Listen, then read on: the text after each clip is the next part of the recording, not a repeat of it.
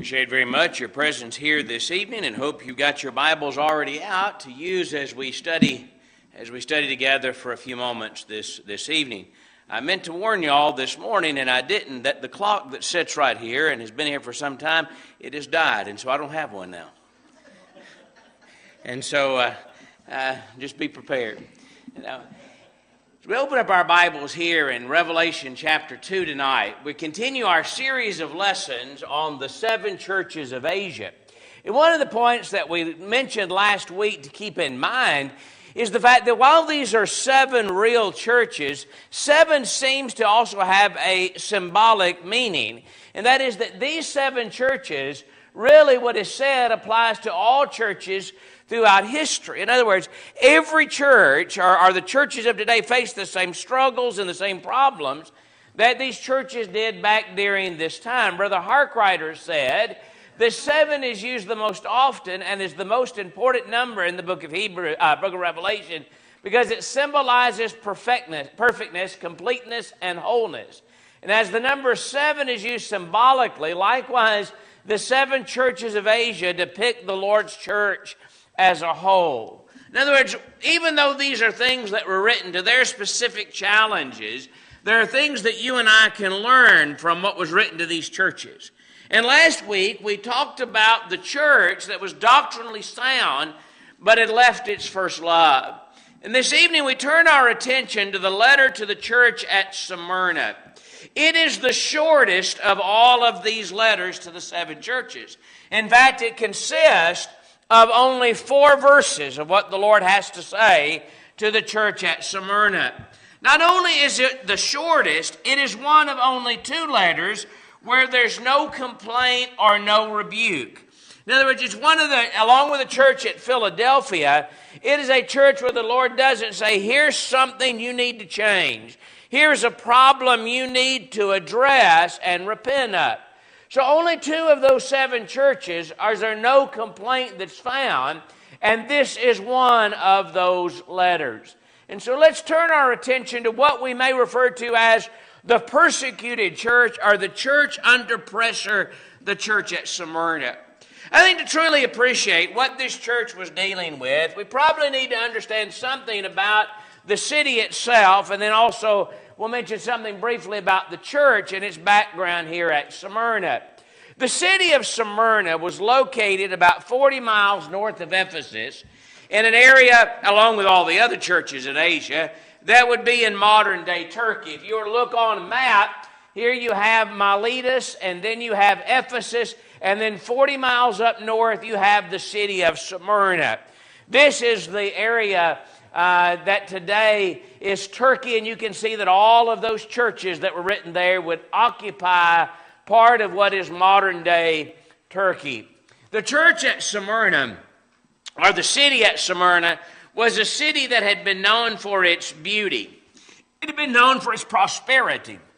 In fact, in talking about the city at Smyrna, the ISBE says, in Roman times, Smyrna was considered the most brilliant city of Asia Minor, successfully rivaling Pergamus and Ephesus.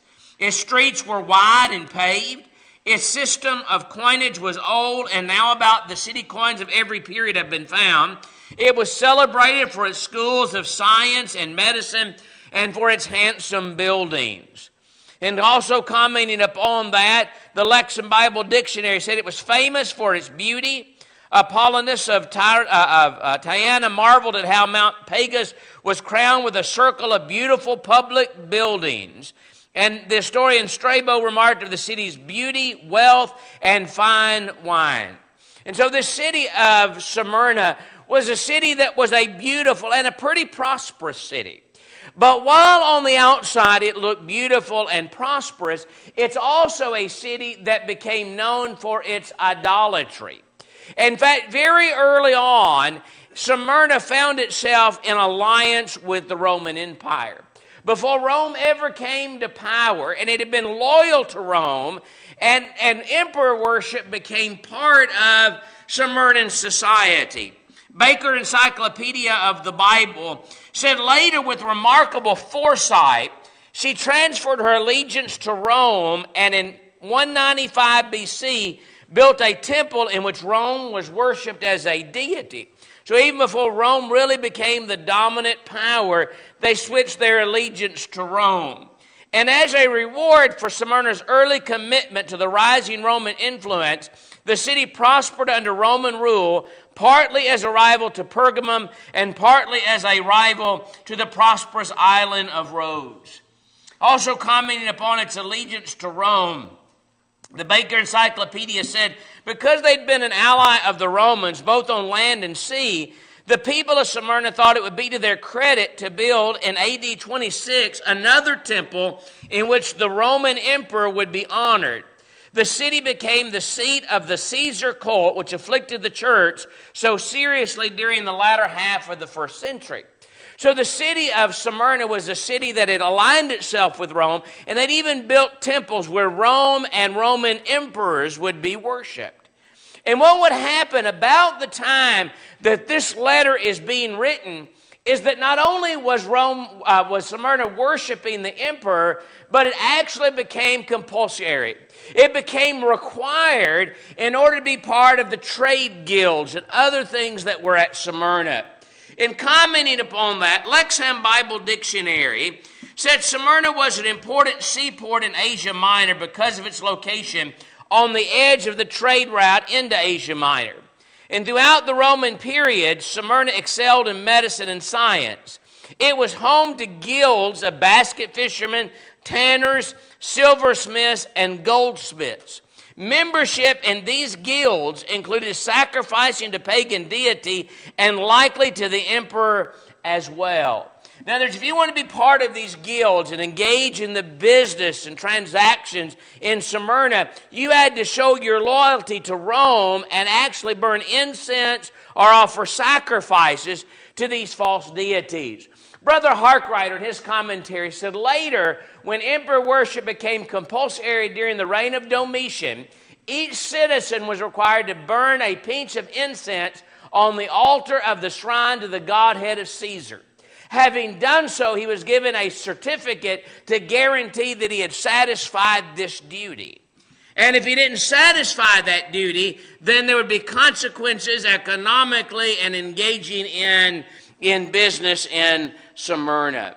So that's the city where this church is located that the Lord is going to address. Put all that in the back of your minds. We're going to talk more about that in just a moment. Now, when did the church at Smyrna begin? We don't really know. Unlike the church at Ephesus, we can sort of go back and trace its history. We don't know anything at all about when the church at Smyrna began. It may, and I emphasize the word may, have begun in Acts 19 and in verse 10. During those years that Paul is at Ephesus, it mentions that the gospel went throughout all of Asia. So it may well be that during that period of time that this church had its beginning. So we have a church that is in this city where idolatry and Caesar worship is rampant, and where if you want to be part of that city and engage in the guilds and the business, you're going to have to compromise your faith. And it's to that church that the Lord is writing. Now, he identifies himself as, in this particular letter, as the first and the last, the one who was dead and is alive evermore. And so as the Lord begins to address this church, he reminds them, the one that's talking to you is the one that's the first and the last. He had already said back in chapter 1, I am the Alpha and the Omega, the beginning and the end, the first and the last. You can write those verses down in Revelation chapter 1. And he had reminded them of that again at the very end of this book in Revelation 22 and verse 13. I am the Alpha and the Omega, the beginning and the end, the first and the last. So the one that's walking among the lampstands, the one that's evaluating this church, is one that is the beginning, and that he is God and he's sovereign. In fact, to read that statement, that he's the first and the last, what would the brethren at Smyrna have thought when they read that designation of Jesus? Well, first of all, let me just say, when they heard that, it identifies Jesus with God. In Isaiah chapter 44 and in Isaiah chapter 48, in the book of Isaiah, Isaiah had used that designation to refer to God. I am the first and the last. Besides me, there is no other God. If you look at the context of that in Isaiah, he's contrasting Isaiah's with the idols of the day to say, I'm the real God. I am the beginning, and there is no God besides me. So when the brethren at Smyrna hear that being read, and being familiar with the Old Testament scriptures, they would have identified Jesus as the real God, the one who's identified with Jehovah in the Old Testament. It would have identified him as the one that is eternal and sovereign. He's the first and the last, the beginning and the end. He's always been, and not only has he always been from the very beginning, he is the King of kings and the Lord of lords. He's the one and the only potentate, sovereign, some translations say. And so it was a reminder to them that you know who was not the first and the last? It wasn't Domitian. It wasn't the trade guilds at Smyrna. It wasn't anybody else in a position of power. Jesus is the first and the last. Not only is he the first and the last, he was the one that was dead and came to life. He is the one that had given his life. In fact, in the book of Revelation, he's the one that in chapter 1 and in verse 18 described himself, I am he who lives and was dead, and behold, I am alive evermore, and I have the key to death and Hades. Okay, I'm the one in control. And if you have any doubts about that, remember this, I was dead and now I'm alive now. I've got the keys to death. I've got the keys to Hades. You may remember in chapter 5 and in verse 6 when he looked up, remember when they're asking who's going to open the scroll, who's going to fulfill its contents. John looks up and he sees a lamb standing as though it had been slain. That is, it represents that the Lord was dead and now he is alive, and he's alive evermore. And by reaching that coming to life, it proved him to be the Son of God. It shows his superiority over the one that is behind all of human suffering and behind this persecution. It shows his superiority over the devil because he defeated the one that has the power of death, Hebrews chapter 2.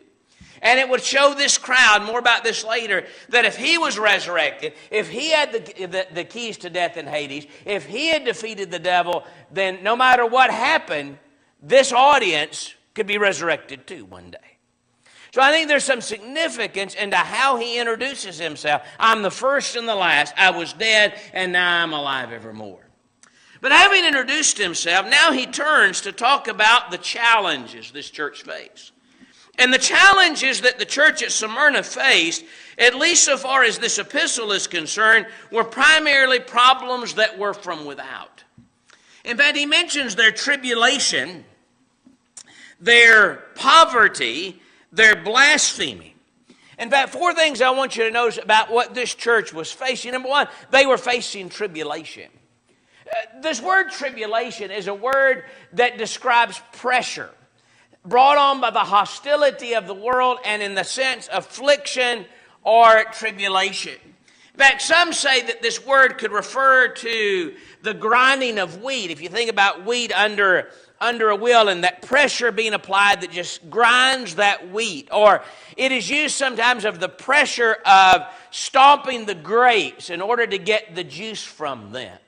And that's this word that is used to describe what these brethren at Smyrna were undergoing. They were under a great deal of pressure, and they were crushing. The word originally, according to Barclay, meant to crush beneath a weight, and the pressure of events is on the church at Smyrna. Have you ever just describing something, you say, I'm feeling the pressure? Or maybe we describe something as sort of being like a weight that we're having to bear. What this church is undergoing is this crushing weight of persecution and mistreatment that is coming not just from the Romans, but as we're going to note, even from Jews. In fact, it seems even primarily from Jews at that point in time. When this word is used in the Scriptures, by the way, it is used to describe the kind of persecution that ran Christians out of Jerusalem. In Acts 11 and in verse 19, when he said they were scattered after the persecution and the death of Stephen, or that arose after the death of Stephen, it's this word for pressure and tribulation. It describes the kind of things that Paul underwent. Paul said, I don't know what's awaiting me except change and tribulations await me in every city. He used that word in 2 Corinthians chapter 1, 3-5, to describe the tribulations that God was helping them through. And he describes it as we had the sentence of death in ourselves. We didn't know where to turn. It didn't look like there was a way out. Things were just pushing and pressuring us to try to give up. And Paul said we got through that. But when you see that word through the Scriptures, that it used that extreme persecution that drove Christians out of Jerusalem, it describes what Paul had to deal with. It describes the things that all Christians have to endure. In fact, in Acts 14 and verse 22, the preacher Barnabas said that we through many tribulations must enter the kingdom of God. The devil's always trying to apply the pressure on God's people. In fact, that kind of tribulation and pressure often causes people to fall away. Remember the seed among the shallow ground, the stony ground. They receive the word, and then in times of tribulation, they fall away. When things get hard, when things get difficult, they very soon forsake the Lord. So this church is, what challenges are they facing? Well, they've got tribulation. The pressure is being applied from people without. Not only are they facing tribulation, the Lord mentions their poverty, but they are rich. More about that part of it in a moment. But in the Greek language, there's more than word for poor. Barclay says in commenting on this word that there's two words for poverty in the Greek language. One word is one that describes an individual that has to work in order to provide for their needs. I guess in that sense, many of us may have been considered at some point to be poor. You got to work if you want to eat. It describes the man that doesn't have anything superfluous. In other words, he has just what he needs, and it's the kind of person we'd use that works, we'd say paycheck to paycheck. Doesn't have more than he needs, he has just what he needs. That's not the word that is used here. There is another word that describes complete destitution. And Barclay said it describes the state of somebody that doesn't have anything at all. They're not just struggling, they're destitute. They've got nothing. And that's what is used here to describe the brethren at Smyrna. Ray Summers says this is no doubt a reflection of the confiscation of property used by Domitian as a means of persecution. These Christians at Smyrna have lost all their material possessions. They're not able to engage in business. They're not able to hardly to make a living because the persecution has become that strong in the city of Smyrna. And he said, you're poor, though you're rich. Again, we'll talk about that a little bit later. Remember in Hebrews chapter 10, how their goods were being plundered and they were being made a spectacle of. So the challenge is number one, we got tribulation from without. Number two, because of that tribulation, there's poverty. He mentions the blasphemy. The word blasphemy refers to speaking evil of another. It describes speech that denigrates and defames and reviles or slanders.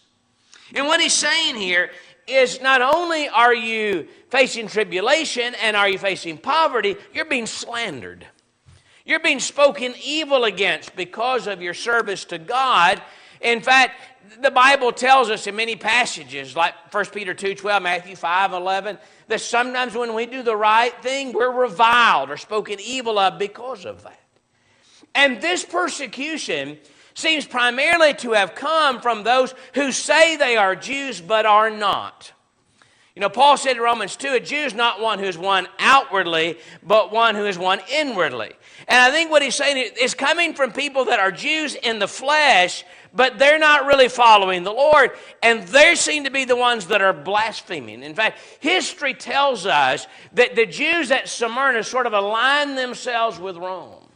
In fact, some of them thought nothing wrong with going and burning a pinch of incense to Caesar and saying and worshiping him and getting their certificate and then going on. And when Christians failed to do that and would not do that, what happened is they blasphemed them as traitors because they failed to compromise. ISBE says years later, I'm going to talk more about this in a little bit, the Jews at Smyrna, it says, were more antagonistic than the Romans to the spread of Christianity. For it is said that even on Saturday, their sacred day, they brought wood for the fire in which Polycarp was burned. In other words, when it came time later on for Polycarp to be burned at Smyrna in 155 AD, the Jews were willing to compromise and gather sticks on their Sabbath day in order to see him put to death. And so you've got Christians that are being blasphemed by others that you think would have aligned themselves with them, and yet in compromising, they blasphemed those that were Christians. And if all of that wasn't enough, can you imagine getting this letter? If you're getting this letter in your Smyrna, you don't have to be told you're going through tribulation and poverty and blasphemy. You know all of that. But maybe what you might want is a letter that says, but all of that is about to come to a close. And you know what the Lord tells the church of Smyrna? There's more to come. In fact, what he said in verse 10 is, do not fear any of those things that you're about to suffer. Meaning this is still in the future. You're going to suffer. The devil's going to throw some of you into prison. You're going to be tested. And you're going to have tribulation for 10 days. That's a full, complete period of time. Not literally 10 days, but symbolically. It's going to be a full persecution. We don't know when it's going to come to an end. And so not only are you facing that now, there is more that is yet to come. In fact, in the book of Revelation, you may remember in Revelation 6 and verse 10, when the souls underneath the altar are crying out, how long, O Lord? And the Lord said what? Not yet. It's not over yet. It's still going to continue for a period of time. And so that's the challenge that this church is facing. This one who is alive, or who is dead and is alive, who's the first and last, says, I know everything you're going through. I know about your tribulation. I know about your poverty. I know about your blasphemy. And I know that there's more of that that's about to come. But here's what I want you to do. Here's what I want you to remember. And he encourages them. And what he tells them is, I want you, number one, to don't fear. Do not fear any of these things that's about to happen to you. How is it that in this environment they were not supposed to fear? I mean, in persecution and with all that was coming, don't worry about that. Don't fear any of those things. Reminds me of the Lord's words to his disciples, who, when he told them, and had prepared them for the fact that they were going to be mistreated, they were going to be drugged before governors and before kings. He told Peter explicitly he was going to die in John chapter 20, and yet he said about that, don't worry about what man can do to you. Don't worry about any of that. In fact, you fear the Lord. And that's the, don't worry about any of that. In fact, 1 Peter chapter 3, and in verse 14, he said, even if you suffer for righteousness' sake, you are blessed. Do not be afraid of their threats, nor be troubled. Well, I think what he's saying is, don't be so afraid of what you're about to face that it causes you to compromise your faith. Don't be so concerned about what Rome is going to do or these Jews are going to do that you are tempted to compromise to save your life. Don't worry about it. Don't be afraid. In fact, what I want you to do is be faithful to death. It's probably, if I ask for a show of hands, and I won't, but if I ask for a show of hands, how many had that memory verse when they were young? Probably you just memorized that latter part of the verse, be faithful unto death. But oftentimes we use that verse when we're talking about the need for, we got to hear, believe, repent, confess, and be bad. And then we have to remain faithful. And we'll quote Revelation 2:10, be faithful until you die. And that's true. But I tell you what, the Lord is telling them here in Revelation 2:10 is not just be faithful to the time of your death. He's saying you be faithful even to the point of having to die. The NIV says, be faithful even to the point of death. What if it gets so bad that they take our life? The Lord says, you be faithful. You hold on and you don't compromise. The New Living Translation says, but you remain faithful even when facing death, and I will give you the crown of life. Revelation chapter 12, and in verse 11, he said they overcame, that is those that remain faithful, by the blood of the Lamb and by their word of their testimony, and they did not love their lives to the death. What does that mean? It means they didn't put so much stock on their physical life that they compromised in order to save it. And so the Lord's encouraged, don't fear, don't worry. Be faithful even if you have to die. And if you do that, I've got a crown of life for you. I've got a victory crown that you can win. But it's going to require you being faithful until the end. You know, throughout the Scriptures, the Bible talks about this crown. It's an imperishable crown, 1 Corinthians chapter 9, 25. Meaning, it's not temporary, it's not going to decay, but it's an imperishable crown. It is a crown of righteousness that the Lord, the righteous judge, shall give to me on that day, and not to me only, Paul said, but to all those who've loved his appearing. And then in the book of 1 Peter chapter 5 and in verse 4, it's that crown of glory. 1 Peter chapter 5 and in verse 4, when the chief shepherd appears, you'll receive the crown of glory that does not fade away. By the way, there's two words for crown in the book of Revelation. There is that word diadem. That's the royal crown. The Lord wears it. Satan tries to wear it at times, but that's the Lord's. And then there's this word for the victor crown, and that's the crown that's given to the victor at the end, who's remained faithful to God, who has not compromised. And the Lord is saying, you hold on and don't give in, and I've got a victor crown waiting for you. And you will not be hurt by the second death. You know what the second death is? It's the lake that burns with fire and brimstone. And the Lord said, you hold on. Just keep on. And you're not going to be hurt by that second death. You look at all those that have their place in the lake which burns with fire and brimstone in Revelation 21 and verse 8. And among those are the cowardly. Revelation 20 and verse 14, this is death and Hades that were cast into the lake of fire. This is the second death. So the Lord is writing to them and saying, hold on, and if you do all of this in verse 11, you'll not be hurt by the second death. Well, that must not have been an easy letter for these brethren to receive and to realize, I know what we're going through, but we've got to be faithful, and it may even cost us our life to serve God. So what is it that I learned very quickly from this epistle? This short letter, 4 verses, not a lot there, written to this church at Smyrna under pressure. What is it that I learned that should help you and I today? And the answer is, first of all, I realize that we have reason to endure tribulation and suffering. Let me tell you, as much as you like to complain, I say, well, I don't mean you personally, I mean we like to complain about the world we live in, how difficult it is, and look at what all's going on. It's nothing compared to what they did in the book of Revelation. Nothing compared to what they faced. And what the Lord is saying is you've got every reason to endure. Not only do you have every reason to endure, you can do it. And here's what the Lord tells them, what I learned from this. You know what? The brethren at Smyrna were faithful unto death. In fact, history tells us about this church at Smyrna and what they did in the face of all of this persecution. One of the Christians at Smyrna, probably was there at the time that this letter was written, was a man by the name of Polycarp. You've probably heard that name before, but Polycarp lived between 70 and 155 A.D. Polycarp was a direct pupil of the Apostle John.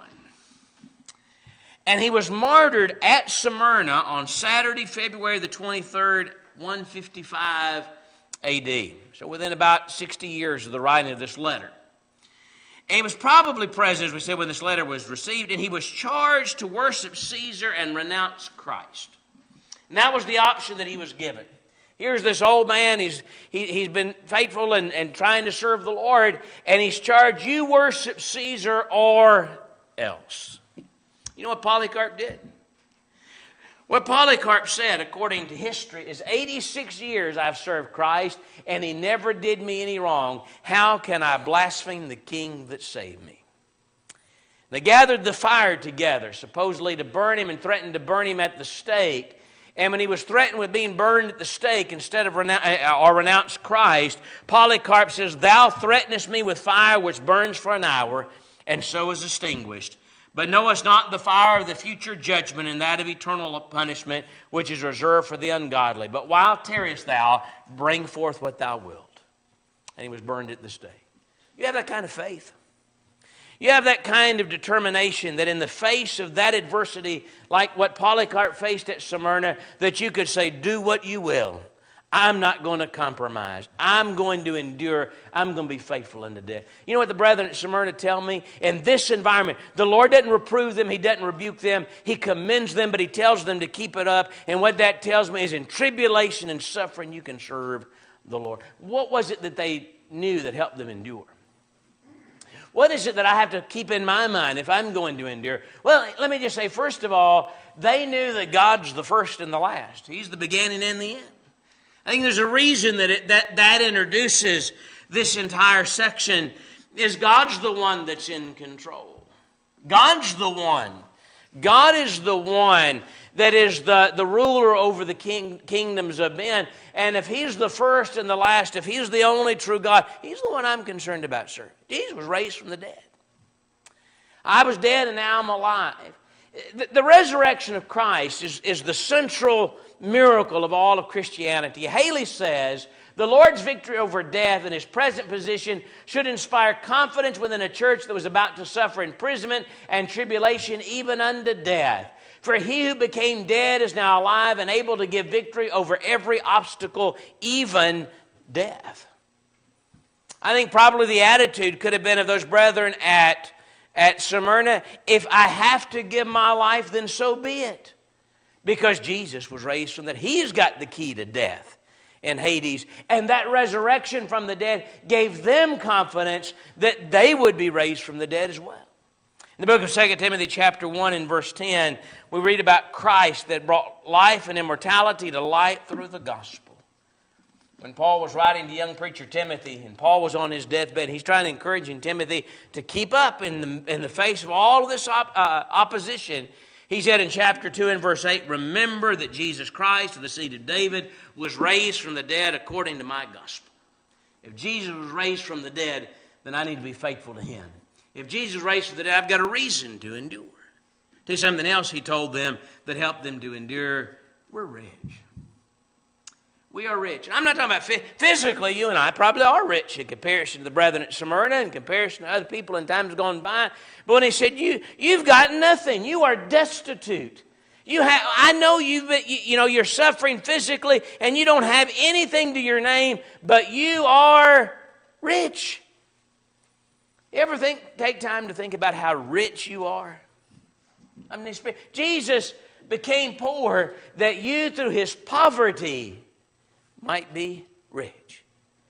Rich in the forgiveness of sins. Rich in our relationship to our brethren. Rich in our hope of heaven. And an inheritance that's incorruptible and undefiled that fades not away. I can give up true riches to avoid temporary tribulation, or I can endure tribulation to enjoy the eternal riches that God offers to those that faithfully serve Him. We are rich.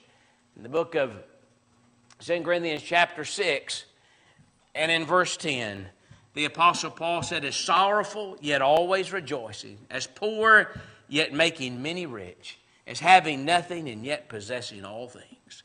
We may not have anything physically. If it came to that point that in our country, for example, we were told, you know what, if you don't compromise on this, then you're going to lose your tax-exempt status. We think, well, what are they going to do with they get all that money?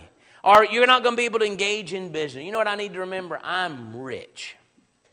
I may not have anything here, but yet I possess all things as long as I'm in Christ Jesus. I think that's what these brethren realized. Hebrews 10:34, Moses realized it as well. There's that crown of life that's waiting. Victory is found by enduring all the way to the end. So I learned that I can endure tribulation by how they did. I also learned that God doesn't always deliver us from tribulation. Sometimes He helps us through it.